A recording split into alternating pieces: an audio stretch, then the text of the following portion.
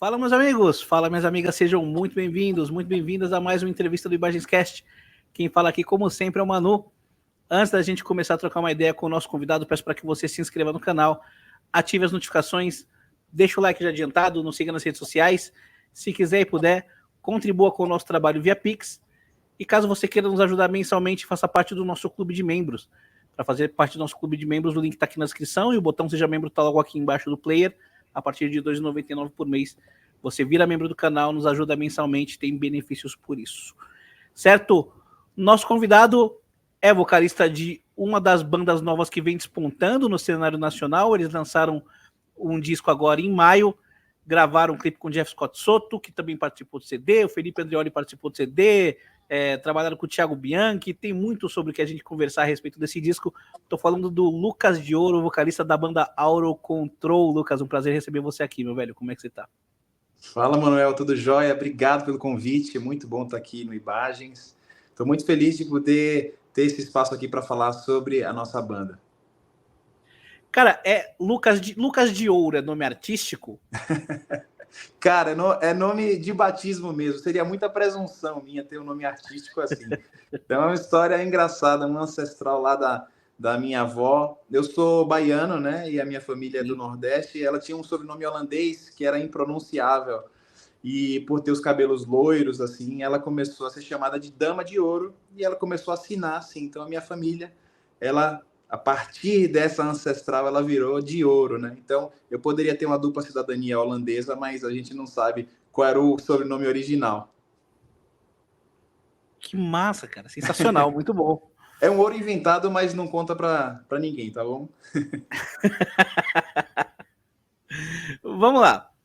Lucas, antes de entrar na parte da Auro Control, eu queria saber sobre você. Como é que você começou a cantar e se envolver com heavy metal? Bem, cara, eu canto desde adolescente, né? Eu já tive várias bandas em Salvador, né? Eu sou nascido em Salvador, moro em Salvador, e já cantei vários estilos, né? Eu tenho uma banda que toca com bastante frequência em Salvador, tocando um repertório bem mais amplo, né? Fazendo eventos, né? Casamentos, formaturas, a gente toca um pouquinho de tudo. Mas o meu primeiro contato com o heavy metal foi ainda na adolescência. Eu acho que eu fui mais um que foi ali capturado pela onda Rebirth, Hunters and Prey, né? Acho que você se identifica com isso também, esse Sim. grande movimento que a gente teve ali de uma presença mais marcante aí das bandas nacionais na grande mídia. Então, foi uma época que eu fui para muitos shows, né? Tinha muitos shows na Bahia, e acho que a partir daí eu comecei enfim, conhecer mais as bandas, os cantores, os instrumentistas. Depois eu fui ampliando um pouco os meus interesses musicais para outros subgêneros dentro do metal também. Mas eu posso dizer que eu fui iniciado aí com as bandas brasileiras, né? Então, Angra, o Xamã, o Wizards, o Hangar, todo aquele movimento, o Híbria, todo aquele movimento ali das bandas que estavam fazendo um trabalho de altíssimo nível, e que de alguma forma despertavam uma admiração e mostravam que existia uma possibilidade para todo mundo que queria cantar, que queria tocar, que queria ter uma banda também. Então, eu fui influenciado por essa onda toda aí. Muito bom. E a Auro Control, ela surgiu em 2021, certo? Isso aí. Como é que surgiu a banda? Bem, na verdade, é uma reunião de grandes amigos. A gente já teve bandas desde essa época da adolescência, né? E passada a pandemia, ou ainda no meio daquele processo todo que o mundo todo viveu, eu resolvi tomar a iniciativa de reunir esses amigos, que são excelentes músicos, né? Eu tenho a sorte de ter amigos que são grandes instrumentistas, grandes artistas, e a gente resolveu fazer um trabalho mais maduro, né? Então, diferente das bandas anteriores que a gente já teve, dessa vez eu queria fazer um trabalho autoral, com uma produção bacana, né? E foi fácil reunir a galera, porque somos amigos até hoje, né? Alguns vivem 100% da música, outros têm outras profissões, mas o nosso lado musical ele nunca tinha sido apresentado de uma forma tão profissional, porque naquela época a gente não tinha como fazer uma produção bacana, ou fazer uma gravação de primeira, sabe? Então, reuni esses amigos, né? O Lucas Barnelli, o guitarrista, o Thiago Bongarten, o nosso querido Bonga, que é o baixista, o Diego Pires, guitarrista também, e o Davi Brito, batera, para a gente fazer o nosso som. E tinha um pouco daquela nostalgia de fazer o seguinte, ó, vamos gravar aquelas músicas que a gente...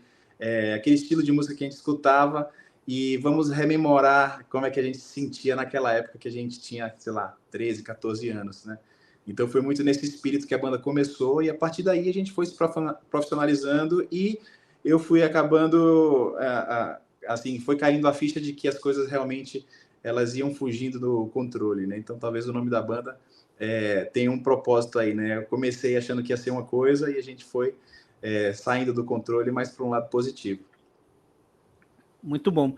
E para quem está assistindo, mas ainda não conhece o som da Auro Control, como é que você descreveria? Cara, a gente tem um som que ele é essencialmente power metal, com um pouco de prog, a gente tem um pouquinho também do hard rock, a gente tem as influências da música baiana e da música nacional, né, de uma forma geral, mas principalmente as percussões afro-baianas, que fazem parte da nossa origem, né, e da nossa influência, porque a gente está ali nesse contexto musical.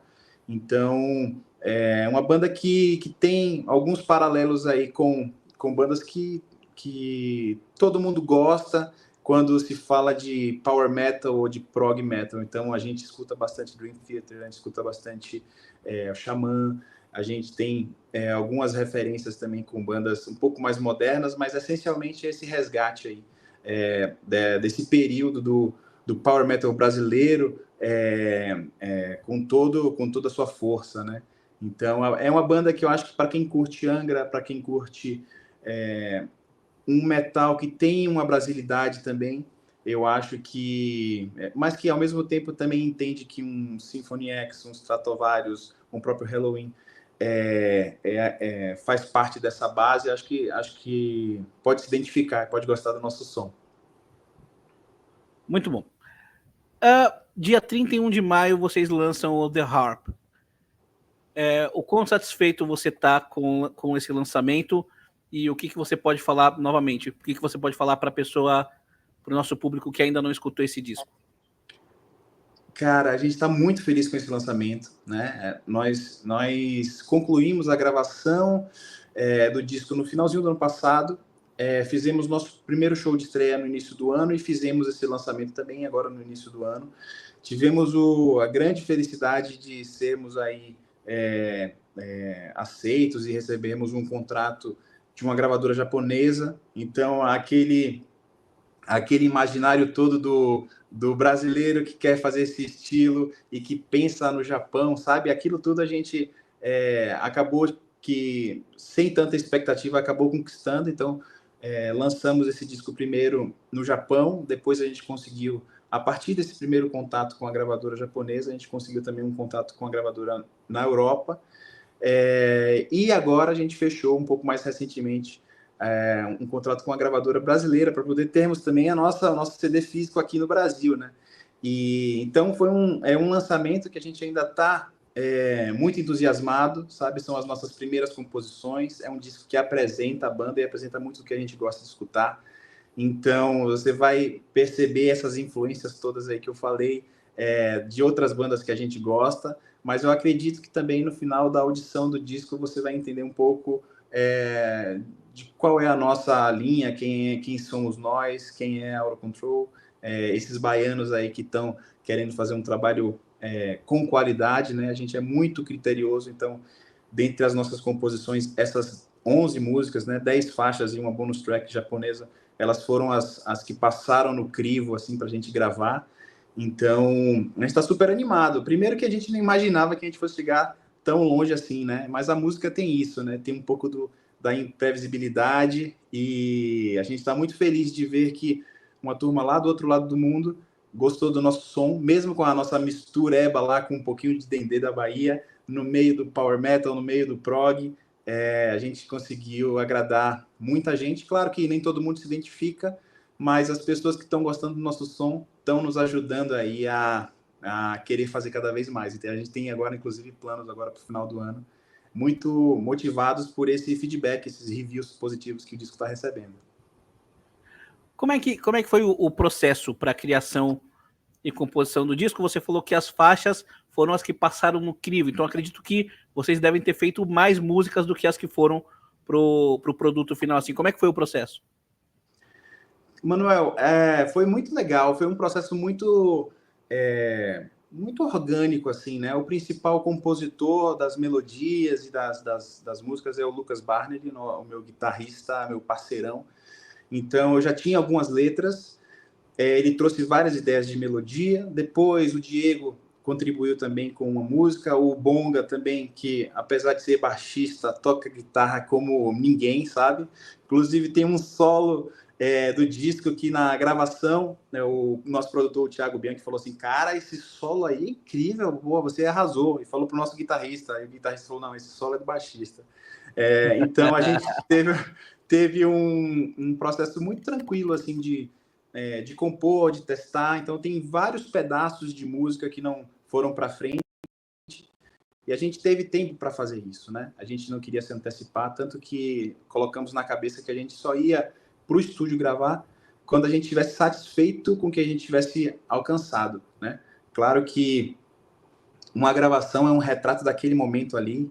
Se deixasse a gente lá no estúdio do Thiago, lá no Fusão, a gente ficava até agora lá mixando, gravando, fazendo os detalhezinhos, mas a gente ficou muito satisfeito com essas músicas. São 11 composições, a gente contou também com um grande apoio de outros talentos, né? Então, por exemplo, os teclados todos do nosso disco foram gravados pelo Fábio Laguna, e isso, sem dúvida, trouxe uma identidade do power metal brasileiro para o nosso som, né? Tanto que quando falam assim, poxa, Lucas, isso aqui tá meio... tá me lembrando muitas coisas do Edu, isso tá me lembrando muito as coisas do Angra, isso tá me lembrando o Hangar. Eu falo, cara, isso é Fábio Laguna, sabe?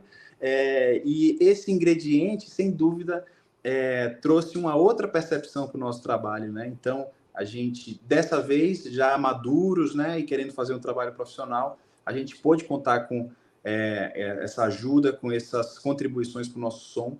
Então, foi um processo de composição assim muito catártico, de colocar as letras para fora, mas também de querer fazer um som que a gente se identificasse, né? Então, são músicas que a gente escuta hoje e a gente está orgulhoso do trabalho que a gente fez. Bom, como você falou, o Fábio Laguna grava os teclados do disco.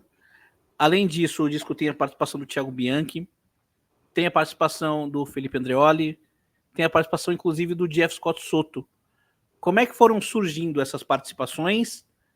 E, novamente, quão satisfeita a banda ficou com o resultado final dessas participações? Nossa, a gente está muito satisfeito, muito feliz, né, com o disco. A gente já queria acrescentar, né, uma outra camada de profundidade ao nosso som, incluindo um teclado, né? E conversando com o Thiago Bianchi, nosso produtor, ele falou, cara, para o som de vocês só tem um cara para fazer esses teclados, que é o Fábio Laguna. E foi uma grata surpresa, assim, eu não conhecia o Laguna e pude perceber o quão gente boa ele é e quão bom de trabalhar, muito fácil de trabalhar, um cara sem vaidade, com muitas ideias boas. Então ele transformou realmente as nossas músicas quando ele começou a criar as linhas de teclado. Algumas coisas a gente já tinha uma sugestão, mas a gente deixou ele super aberto para propor. Então o nosso som ganhou pra caramba em todas as músicas, né? Tem participação dele em todas as músicas. Então o nosso som foi ficando mais parrudo, assim, já com a inclusão aí das linhas de teclado.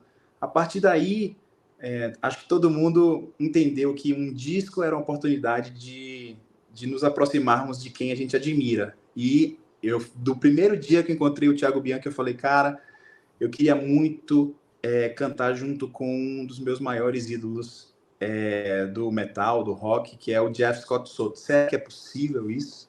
Então era uma coisa distante para mim, sabe? Eu me lembro que ele fez um show emblemático em Salvador e no dia seguinte do show do Jeff, todas as bandas de prog e power metal tinham resolvido virar hard rock, porque o show foi tão impactante que a gente perdeu as maiores bandas de prog metal, porque todo mundo queria ser um pouco talismã, um pouquinho do Jeff Scott Soto ali. E o Thiago, coincidentemente, tinha acabado de fazer uma turnê com o Noturno abrindo os shows do Sons of Apollo. E ele falou, cara, eu tenho o contato do Jeff, me mostra a música aí, se ele gostar da música, ele é um cara muito fácil de trabalhar e por sorte ele gostou da música. Então eu tive a oportunidade de cantar com meu ídolo, da mesma forma, por exemplo, que o nosso baixista, o Bonga, teve a oportunidade de tocar baixo junto com uma das grandes influências dele, que é o Felipe Andreoli, né? Então esse disco foi muita realização, assim, primeiro da gente se reunir enquanto banda, e também de poder acessar essas pessoas que fazem parte da nossa formação, nossa escola musical, né? Pra você ter noção, Manu, a gente tinha feito uma única música e ao mostrar para o Bianchi, eu comentei com ele que a nossa batera programada tinha sido inspirada no jeito do Aquiles tocar. Ele falou, vocês se inspiraram no estilo do Aquiles? Me dá uns minutinhos. Deu 5 minutos, o cara mandou uma mensagem pro Aquiles, eu estava em Salvador, ele me ligou, eu não atendi. Quando eu peguei o celular, já tinha uma mensagem assim, tomei a liberdade de mostrar a música pro Aquiles e o cara gostou. E aí, vamos fazer acontecer essa participação dele. Então, as coisas que eu imaginava que fossem mais distantes, eu acho que a força da nossa música e claro, que estarmos bem relacionados aí com um produtor que entendeu que nosso projeto tinha muito dessa nossa vontade de nos aproximar de quem a gente admira, acabou viabilizando um monte de coisa. Então, aqui eles escutou a música e falou, cara, vou gravar daqui de LA. Falei, poxa, mas a gente não tem outras músicas ainda, então não tenho essa pressa toda. Ele falou, então perfeito, porque daqui a 2 meses eu vou pro Brasil e a gente pode gravar aí. Falei, porra, maravilha. Então foi legal que a gente teve esse primeiro contato também com a gravação lá com Aquiles, e quando a gente percebeu, a gente já tinha, além das nossas composições, a gente já tinha um time aí de grandes participações aí pra gente somar, né, nessa estreia. Muito bom, cara, muito bom. Acima de tudo, como é que foi a experiência de trabalhar com o Thiago Bianchi, de ser produzido pelo Thiago Bianchi? Ele é bom mesmo? Cara, não posso falar. Brincadeira, o Bianchi foi muito gente boa. Primeiro, um cara que acolheu a minha ideia de gravar um disco porque eu tinha uma mensagem para passar e eu queria fazer um trabalho de alta qualidade. Então, ele primeiro me acolheu nessa minha vontade, né? Ele falou comigo assim, acho que no segundo dia que a gente conversou, ele falou, cara, eu gostei de você porque você está querendo gravar um disco pelos motivos certos. Você não está naquela fantasia de querer virar um rockstar, você não está querendo fazer um material porque vai tocar em tal lugar, o que as pessoas vão gostar. Você está querendo fazer porque é um chamado seu e eu comprei esse desafio, vamos nessa, estou com você. Me explique mais sobre esse projeto. Então, foi muito legal esse primeiro passo que a gente teve logo no início de uma cumplicidade. E depois o processo de gravação também foi muito legal, que a gente ia mandando as músicas para ele escutar, ele ia fazendo as considerações dele durante o processo todo, até que a gente foi para o estúdio dele para gravar as vozes e gravar a bateria também, né? E eu acho que de todo o processo técnico, a maior diferença de ter o Thiago Bianchi é porque eu escolhi um produtor-cantor, né? Um produtor vocalista faz muita diferença num projeto liderado por um outro vocalista. Então, eu já admirava o Thiago como vocalista, né? E pude experienciar assim, a diferença que ele faz no momento da gravação, né? Então, foi muito legal para a gente. Claro que, assim, para não só elogiar, você escolher um produtor artista, né? Tem prós e contras, né? Você tem que se adaptar a uma agenda concorrida de um cara que ele não está só dentro do estúdio, né? Ele está rodando o mundo. O cara teve, entre a nossa primeira música e a apresentação da nossa primeira música para ele, até a gente conseguir mostrar as outras 9, 10 músicas, ele rodou o mundo, ele passou 3 meses na Europa, ele foi para a Austrália, ele voltou. Então, é necessário que você tenha um cronograma muito certinho de produção para que você não se perca nessa linha do tempo. Ele fala logo de cara que ele não é babá de banda, então ele não vai ficar cobrando. Se você não tiver interesse de fazer seu trabalho acontecer, o trabalho vai demorar mesmo. E eu fiquei muito em cima, né? Falei, pô, Bianchi, você volta quando? Eu volto amanhã. Ele falou, beleza, depois de amanhã a gente já se fala. E a gente conseguiu fazer esse disco acontecer dentro do nossa janela de tempo, né? A gente queria gravar e gravar bem feito num determinado período e foi muito tranquilo porque a gente também teve a possibilidade de ir para São Paulo, gravar e ficar hospedado no estúdio dele. Isso trouxe uma dinâmica diferente para a banda também, né? A gente era amigo na adolescência e vivia muito junto, mas depois a vida vai tomando outros rumos, cada um num canto. Então, essa imersão dentro do Estúdio Fusão foi muito legal.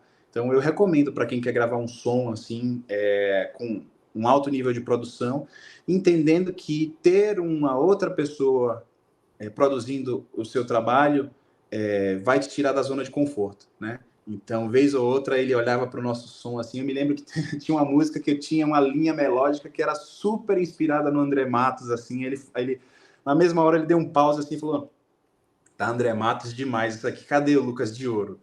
Aí eu, porra, aí tem que, cadê? Eu também não sabia, né? Ele, vamos lá, faz outra linha aí agora. Aí eu cantava uma outra melodia, ele mais uma. E aí, dentre as 5, 6 opções que eu cantei ali de improviso na hora, ele falou, isso aqui tá legal, vamos nesse caminho aqui.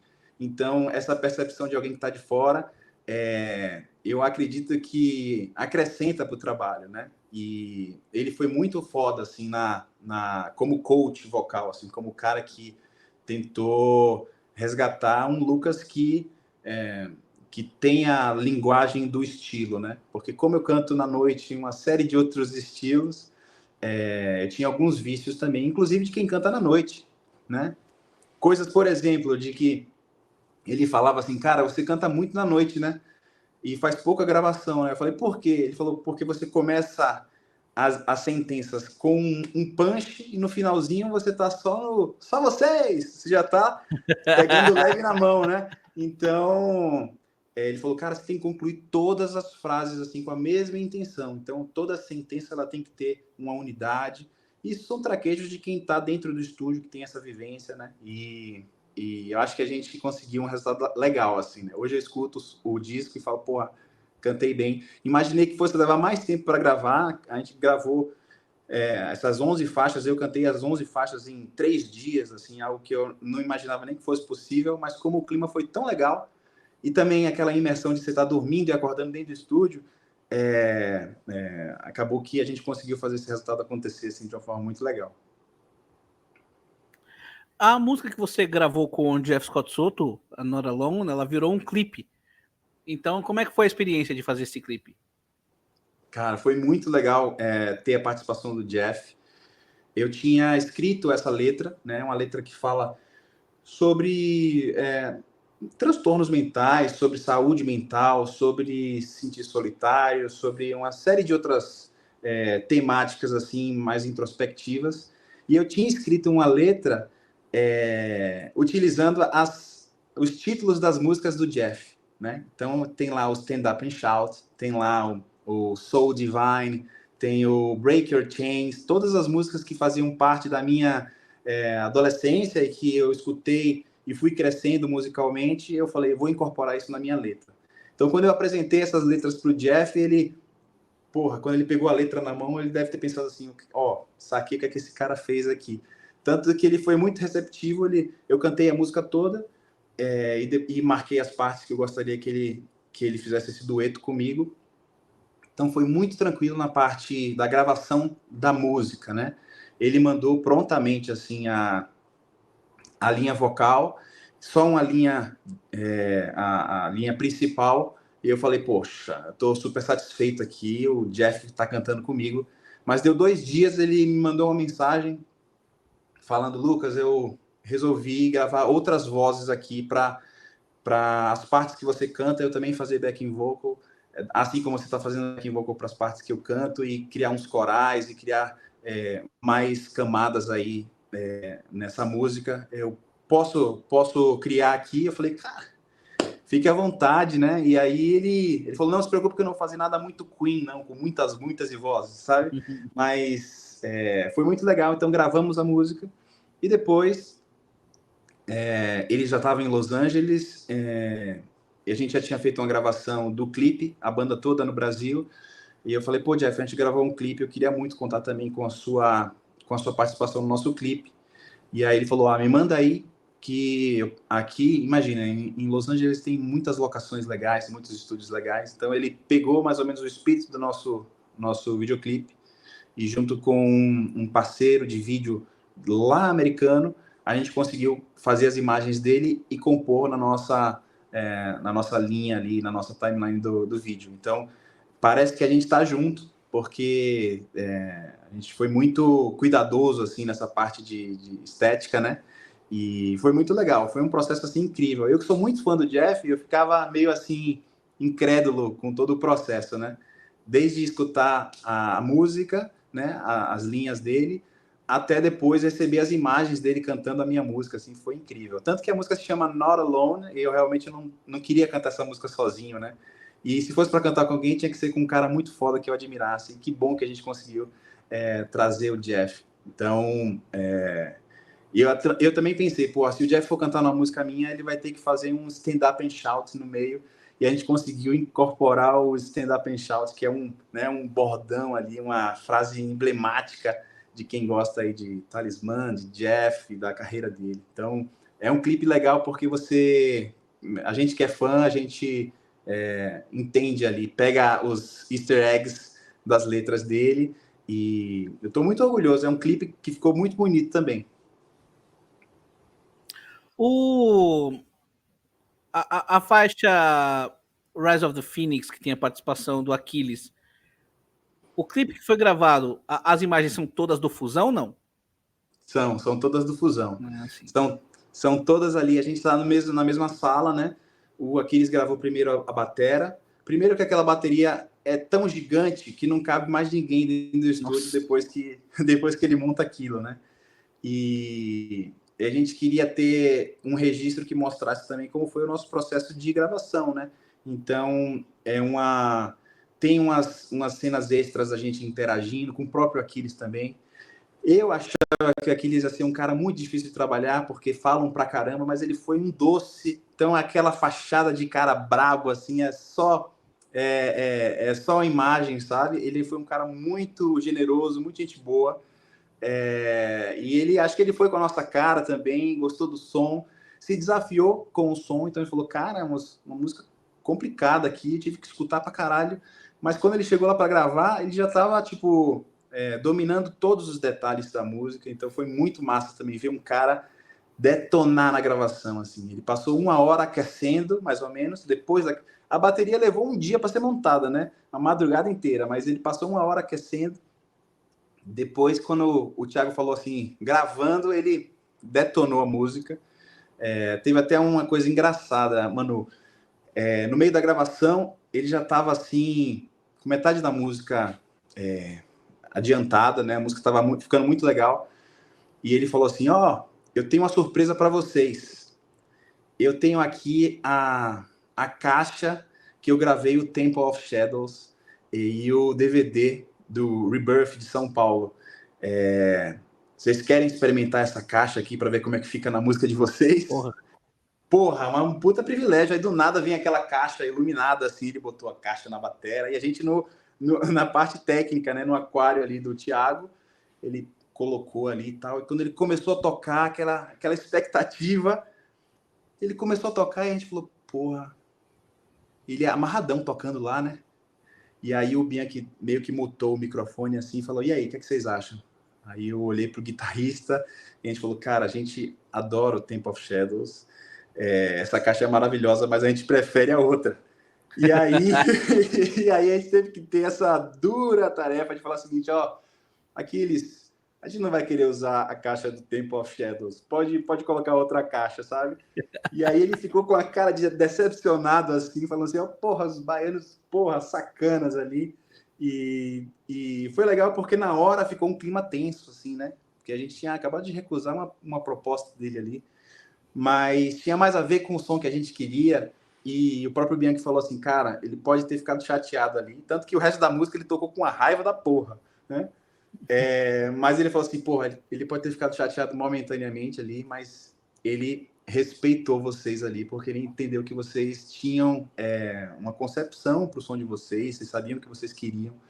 E quando acabou a gravação, ele ficou na maior, né, farra com a gente ali, a gente foi almoçar junto, e é um cara que tem muita história legal para contar, então a gente fez uma parceria mesmo assim, uma amizade, né? Quando ele foi a Salvador, a gente foi lá no drum show dele, ele, porra, fez a maior farra com a gente. Depois, no nosso show de estreia, que foi abrindo lá para o Xamangra, que ele estava tocando, ele, do camarim, ele falou, pô, escutei aqui vocês tocando a música que eu gravei, hein? Tocaram direito.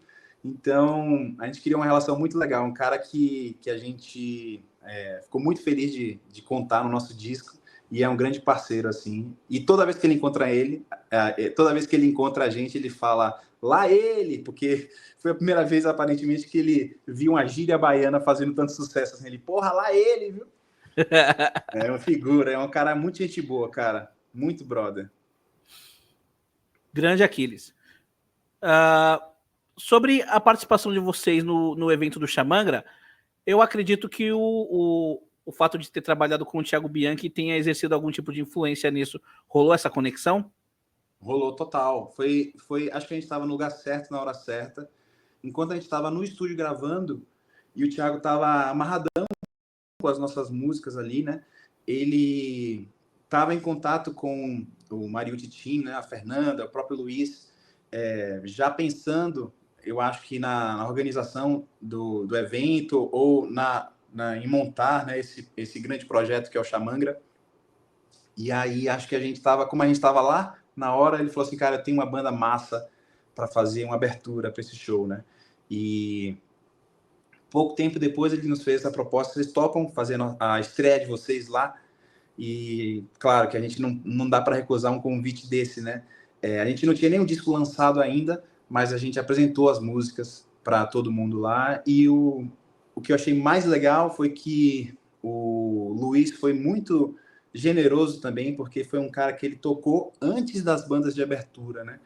Então o público todo chegou para ver o Luiz tocar, depois ficou para assistir as bandas de abertura e depois, para coroar a noite, assistir o show do Xamangra. Mas a gente sabe que banda de abertura sempre pega a casa meio vazia, né? Então ele fez essa estratégia aí de chamar o público mais cedo, e no nosso show, nossa, a casa estava cheia, estava todo mundo curtindo e a recepção foi muito boa. Então, certamente, a boa abertura que a gente tinha com o Thiago, a amizade que a gente tinha desenvolvido com o próprio Aquiles também, né? E posteriormente o relacionamento que a gente criou com todo o Mariotti Team acabou nos ajudando aí a fazer parte desse evento. A gente ficou muito grato, assim. Foi a melhor estreia que a gente poderia ter, né? A gente, nesse show, a gente produziu umas camisetas em collab com o próprio Aquiles, né? E a gente esgotou as camisetas todas, foram mais de 50 unidades, assim. Então, foi uma noite muito legal, assim, em termos de apresentar o trabalho, em termos comerciais, em termos de visibilidade, de imprensa, foi muito massa, né? A gente está muito feliz de fazer parte desse núcleo aí de grandes artistas e que estão abrindo aí as portas para as bandas novas. Vocês gravaram o clipe da Runner nessa apresentação, não foi? Exatamente. A gente gravou, já que a gente estava nesse super evento, a gente gravou imagens, e essas filmagens todas se transformaram num clipe que a gente lançou recentemente agora. A gente participou da Feira da Música e logo depois da Feira da Música a gente fez uma premiere do nosso clipe de Runner, e tá no YouTube também, acabou de subir essa nova apresentação, porque é a primeira vez que as pessoas que não estavam nesses eventos ou nos primeiros shows que a gente fez vão poder conhecer como é que a gente se apresenta no palco. Então, acho que dá uma outra dimensão para a banda. E, assim, uma curiosidade, foram as fotos desse show de estreia que nos ajudaram a fechar o contrato com a gravadora do Japão, porque a gente tinha feito um material muito legal de apresentação das nossas músicas, a gente tinha um material visual também legal, eles gostaram do som, mas acho que ainda faltava eles baterem o martelo de verem a gente ao vivo, sabe? Então a gente já tinha feito esse plano aí de captar essas imagens para poder apresentar o material para eles e mostrar assim, ó, a gente ao vivo, a gente soa assim, né? Então, acho que isso nos ajudou, né? Fazer parte desse evento também nos ajudou a lançar o nosso disco aí em outros territórios. Muito bom. A banda tem planos de fazer mais videoclipes? Tem, cara, tem. A gente tem um outro videoclipe que está na manga já, que a gente já gravou as imagens, né? A gente está no processo de edição, que é uma versão para uma das músicas. Então, além de um videoclipe novo de uma música do álbum, é também uma versão diferente da que está aí registrada nesse nosso disco de estreia. Então, acho que para o final do ano, talvez no máximo no começo do ano que vem, a gente lança esse novo videoclipe, né? Talvez a gente precise adiar um pouco esse lançamento, porque a gente tem uma turnê no gatilho aqui, então é algo que a gente estava esperando se concretizar e a gente vai finalmente fazer a nossa primeira turnê com várias datas, né? Vai ser uma turnê muito legal. E a gente está com essa expectativa, né, de primeiro tocar fora do país, né? Fazer uma turnê pela Europa, vai ser uma experiência muito legal. E de também produzir bastante conteúdo para mostrar como é que a banda soa ao vivo. Então a gente lançou agora o Runner, a gente vai fazer essa turnê, acredito que 30 dias de turnê, um mês tocando, né, com pelo menos 20 shows, aí vai ser pauleira, mas a gente aceitou esse desafio que apareceu para a gente agora, e voltando a gente já vai ter um clipe na manga também para lançar, talvez no final ou no comecinho do ano que vem. Muito bom.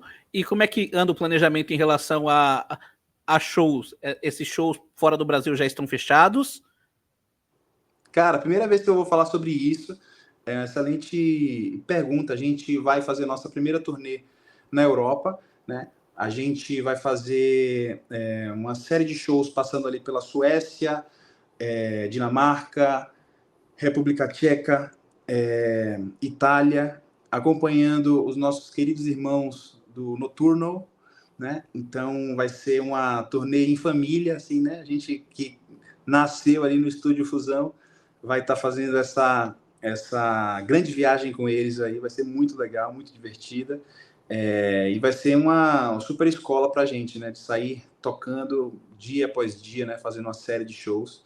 Então isso estava ainda no planejamento, mas agora eu acho que a gente já tem uma definição aí de datas. A gente não tem ainda o número fechado de shows, mas vão se aproximar aos 20 shows, né? Então, um mês você fazer essa quantidade de shows vai ser um super desafio, mas a gente está super animado, assim, né? De coroar o nosso disco de estreia, né? Que a gente lançou no comecinho do ano, também com a temporada de shows, né?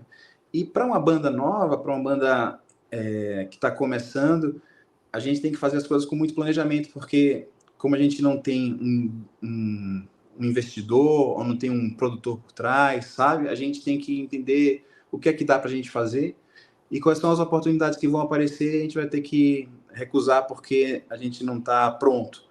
E por isso que a gente ficou aí promovendo o disco, fechando bons contratos. Então a gente tem uma gravadora na Europa, então fazer um show na Europa, tendo uma gravadora na Europa, é totalmente diferente de você chegar sem ter um material de divulgação lá, né?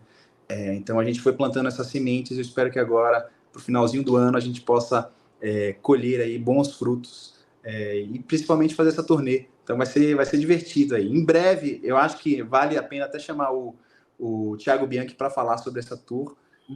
A gente está aqui já dando um spoiler, mas eu acho que quando a gente tiver a formalização aí das datas e dos países que a gente vai passar, eu acho que vale a pena fazer um anúncio formal. Legal. Já encaminhando para o final da entrevista, tendo falado tudo que a gente falou a respeito do disco, eu acho que muita gente deve estar curiosa, muita gente que não conhece deve estar curiosa para conhecer o som da banda. Até agora, como é que tem sido a repercussão? A galera que teve contato com o som da Auro Control, principalmente as pessoas que viram a Auro Control ao vivo, como é que tem sido o feedback? Cara, o feedback está incrível, assim, são muitos reviews, né, de jornalistas ou de fãs, de gente do mundo todo que está escutando o nosso disco e dando suas opiniões sobre as suas audições. Então é muito legal ver como é que um cara da Itália está recebendo nosso som, ou um zine do Japão, né? A gente teve notas muito legais, né?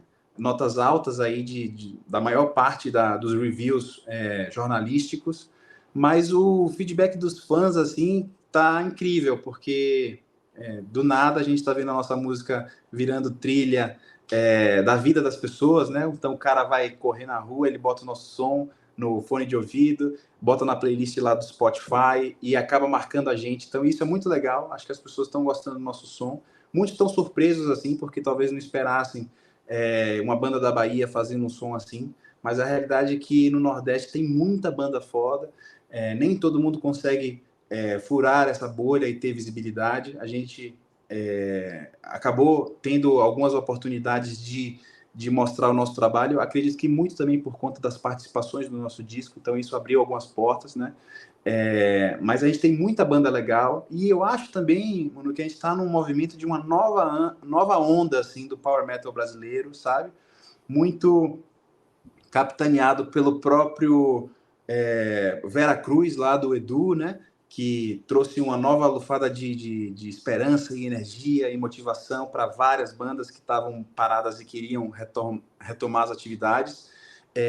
E um movimento também de várias outras bandas que são bandas mais recentes e que estão lançando trabalhos de qualidade. Então, eu vejo agora que a gente tem uma cena, e o Mário Titim, por exemplo, ele é muito responsável por manter essa cena produtiva e compartilhando experiências. Eu percebo que tem muita banda legal, e quando a gente para escutar essas bandas, é de surpreender. Você fala assim, caralho, como é que os caras estão com um trabalho nesse nível e eu não tinha escutado ainda, sabe?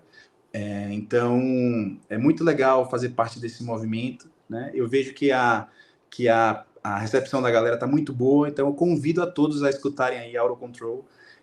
Manu, convido você a escutar mesmo o nosso disco, cara. Muito bom bater esse papo com você, porque você é um dos caras que fomenta esse estilo de música, né? E eu acompanho os seus reviews, assim, eu compartilhei as mesmas experiências com você de dar uma outra chance para escutar um Sinfonia lá. Eu falo, porra, escutei de novo, não deu.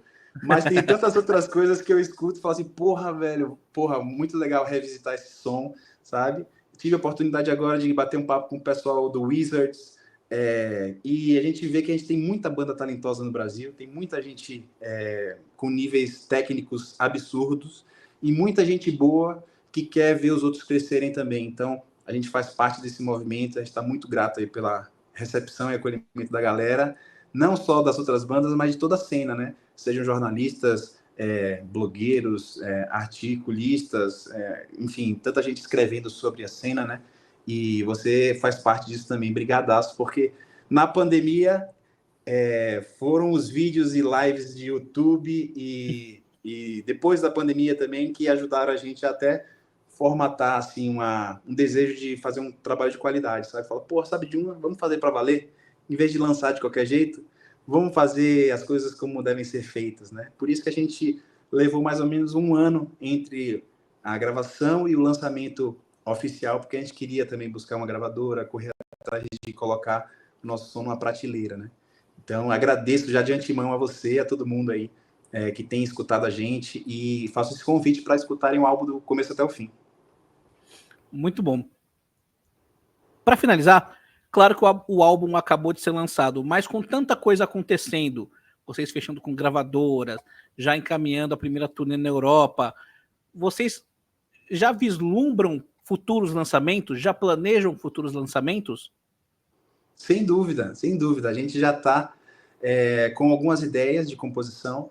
É engraçado, né, que muita coisa aconteceu ao mesmo tempo. Então, por exemplo, o nosso baixista, o Bonga, ele foi indicado pelo próprio Felipe Andreoli para fazer algumas datas com o Kiko Loureiro. Essa vivência dele, né, de estar no palco e estar tendo essa visibilidade, acabou despertando um desejo de compor mais, né? A mesma coisa do Diego, nosso guitarrista, que mora na Alemanha, que está tocando com uma banda americana super clássica, que é o Warlord. Ele acho que está na Grécia agora, está rodando aí o mundo, tocando, e o fato de estar tocando também está o motivando a compor coisas novas. Então, eu acho que a gente está muito orgulhoso das composições que a gente fez no nosso disco de estreia, mas desde que a gente lançou o disco até agora, todo mundo já viveu tanta coisa, sabe? Eu tive a oportunidade de agora fazer uma participação num show com os irmãos Mariucci. Eu nunca imaginei que eu estaria na frente de um palco com o Hugo Mariucci e o Luiz Mariucci ao meu lado, sabe? E, porra, isso é uma motivação, assim, gigante para que a gente possa mostrar o nosso trabalho, compor coisas novas e oxigenar as ideias. Então, todo mundo está nessa pilha de mostrar o trabalho e de pensar em coisas diferentes, e mostra também a nossa personalidade, porque eu acho que o trabalho inicial, uma estreia, mostra muito as nossas influências. Mas agora que todo mundo já sabe o que a gente gosta de escutar, acho que vale a pena a gente mostrar também o que a gente pode se apresentar como banda, né? Então, já vem aí, no nosso cronograma de ações, certamente novas composições aí para Aura Control. Muito bom. Bom, acho que é isso. O intuito da entrevista era falar sobre o lançamento da Aura Control, a trajetória da banda e o futuro dela. Eu acho que a gente conseguiu condensar bem todos esses assuntos. Quero agradecer você, Lucas, por participar aqui, sempre um prazer. E a porta fica aberta para quando a Aura tiver um futuro lançamento, você voltar aqui para participar de uma live com mais membros da banda, quem sabe com o Thiago Bianchi, para a gente conversar bastante sobre os futuros lançamentos. Beleza? Fica o convite. O tempo e espaço é seu aí para você deixar um último recado que você quiser para nossa audiência. Valeu, mano. Obrigado, viu, cara? Você é um cara, assim, importante pra caramba na nossa cena. Obrigado também por esse espaço. Não só daquelas bandas que a gente é super fã de ficar mais próximo, entender o que está acontecendo, não só nos lançamentos, mas também nos bastidores, mas também pela oportunidade de mostrar o que as bandas novas e as bandas que estão chegando também têm a propor aí. Então, brigadão. Agradeço também a todos os fãs da Aura Control, a galera toda da Bahia que está torcendo pela banda, torcendo por todos os integrantes, e aos novos fãs que a gente conseguiu agora alcançar através do nosso lançamento, né? Através do nosse primeiro disco. Acompanhe a gente nas redes sociais, Aura Control, né? É uma banda que começou de um jeito e as coisas foram acontecendo, a gente realmente perdeu o controle, e eu acho que está sendo uma experiência maravilhosa sair do controle, fazendo música, fazendo o que a gente gosta. Então, um grande abraço a todos, tamo junto. Bom, essa foi a nossa entrevista com o Lucas de Ouro. Espero que vocês tenham curtido. Se vocês gostaram, deixem um like. Não se esqueçam de se inscrever no canal, ativar as notificações, nos sigam nas redes sociais. Quem quiser e puder contribuir com o nosso trabalho via Pix e considere se tornar membro do canal. Aguarde as nossas próximas entrevistas e é isso aí. Falou!